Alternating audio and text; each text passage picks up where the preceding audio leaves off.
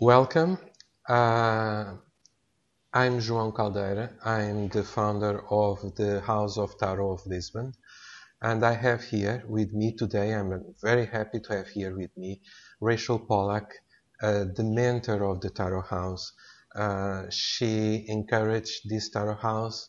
She allowed it in a certain sense to exist. And she's coming to Portugal now for the International Tarot Month, for the International Tarot Encounters. And so, Rachel, I'm going to ask you, how do you feel about this event? What is your feeling about this event? Well, I think it's extremely exciting, and I'm very proud to be part of it, actually. There have been many conferences. The first was in Lisbon, Yeah. something like 21 years ago now.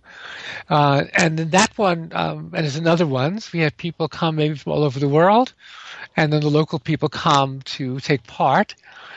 And so you're there for a weekend. There's lots of different teachers. But this is very different because this way we have a whole month. And by using modern technology, we're allowing the whole world to take part. So I understand there's going to be people from the arts in Lisbon, Portugal. There will be teachers from all over coming and doing Skype presentations. And of course, I'm very honored and delighted that I will be part of it and doing a live weekend workshop with people. I've been to Lisbon before, and it's very exciting. It's a wonderful tarot community. Very, very vibrant, very exciting. People are very dedicated, and so it's wonderful to be coming to do this. And I think it's spectacular, this whole new technique, this whole new approach of having an ongoing month-long series of presentations really available to the world, which has never been done before. Okay, Rachel, and we have here now this idea that tarot is really hard. So arts are very important in terms of Hmm. life, in terms of human life. Yes. Yeah. And I think tarot is a sort of a way of inspiring people, Hmm. of giving them possibilities to discover life, to discover themselves, and to discover the universe, the world. Hmm. Yes. Um, what is your idea about it? What is your experience about this importance of arts in terms of human life? Well, the tarot, it's interesting. The tarot works in images. There are many texts. There's several books by me, other people. There's major works for hundreds of years. But ultimately, what you have a series of pictures without any text. You have images. And images, famously, the unconscious works in images. So we're able to use the tarot to penetrate to a very deep level because we're working apart from or underneath, the conscious level of logical ideas. Working by images. Images inspire us. Images connect us, and the arts in general connect us to something that's very mysterious, that's hard to understand, particularly in our modern world, which is, even for the religious people to some extent, the world itself is not a spiritual place. Even our modern version of religion, you have God on one side and the world on the other side. And in the secular world, of course, the world is simply material, is simply an object, and human beings are chemical reactions, and so on and so on. There are no gods and no spirits, etc. But the tarot and other kinds of arts connect us to this deeper level that goes back to much, much earlier stages of humanity, in which people use the arts to find themselves connected to spirit. And we see this in the making of art. Every artist experience, every artist says that, something moves through them. And in tarot readings, it's the same. When you're doing a tarot reading and you're in a deep place, it's not your conscious mind, it's not logical. You're working with images and you're working on a level that's, akin to an ancient shaman or prophet. So the arts are vital to our lives, and tarot, by using art, is the bridge between our needs, our concerns, our daily questions, and that spiritual level. Rachel, and I have here this question for you because you're a writer, you're a teacher, you're a writer. You teach English in university. Uh, You teach literature. Sorry. And actually, we just found out that one of the greatest writers or in Portugal, Fernando Pessoa, that I told you about, and he Yes, yeah. was connected with astrology. That's something that everybody, Mm-hmm. almost everybody knows. But Mm-hmm. I know that, now yeah. we discovered that he was also connected to tarot. Ah, fantastic. Not Wow. so well known this side Uh-huh. of Fernando Pessoa, but Yeah. he was also connected to tarot. There are some documents now that can prove that, Oh, and wonderful. Wow.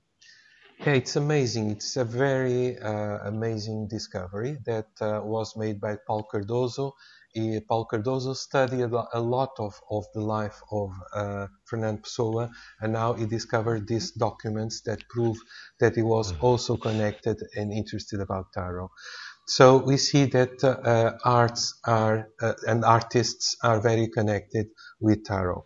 And I know that you Mhm. have a large work in terms of writer, and I Mhm. was going to tell you that we could talk a little bit, not now, but we could talk a little bit about your work. But Sure. for the Yeah. time being, I was asking you to say to finalize this first presentation and to say something that comes to your mind, an idea, a card, Well, something. let me say first of all how wonderful it would be to have some presentation about Pessoa and tarot as part Yeah, of the yeah, that would be International yeah, Month, yeah, because I think it's really important that these bridges be made between tarot in terms of divination, in terms of spiritual study, and tarot in the arts, because there's mhm, such a long tradition yeah, of major artists and writers involved with yeah, tarot. Um, so it seems a shame to have that totally separate mhm, from the mhm, work of tarot readers. And I yeah, think that this wonderful conference is a great way to start to bridge that gap because you have a month to have different presentations. So you can certainly have one presentation be about, techniques for using tarot and astrology, for instance. But another presentation could be Pessoa's connection to tarot mhm, from the mhm, point of view of historical research about a yeah, great, great Portuguese writer. And I think yeah. that'd be a wonderful contribution. Yeah, we So I count think with Paulo that's Cardoso for that. Yes, it will be yeah, amazing. it's another way in which this event is of major significance to the tarot world Yeah, because it's a way that the tarot world begins to reach out beyond its limitations yeah. Okay, and thank you. yeah, I and was bring in going to ask uh, you just please go ahead. one Yeah. last message for people. One card that comes to your mind. Okay.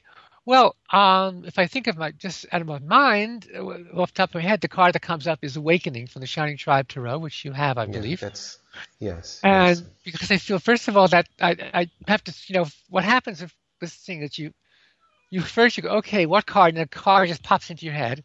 Then you have to think Mhm, about it. So I'm now going to interpret it. These are not the reasons I thought of this card. I thought of this card because I thought of this card. But now I will mhm, interpret the thought as if the card turned up on the table. So the picture shows a group of people in kind of just like stick figures. They're not fully painted mhm, people. Um, they're rising up out of darkness into light, summoned by an angel, and they're in a city. So the city is important because the city is saying that what we have is a community. We have an international community. And we have people of different kinds, different people rising up together and mhm. unity. So, and then something is being awoken. So I think it's the perfect card for this event because this Okay, event yeah, will wake something up in the tarot world and the larger community. okay. Thank you, Rachel. We'll talk again more. Okay. Thank you Yep. for time Thank you. being. Thank you Thank very you. much. Okay. Bye. Oh, man.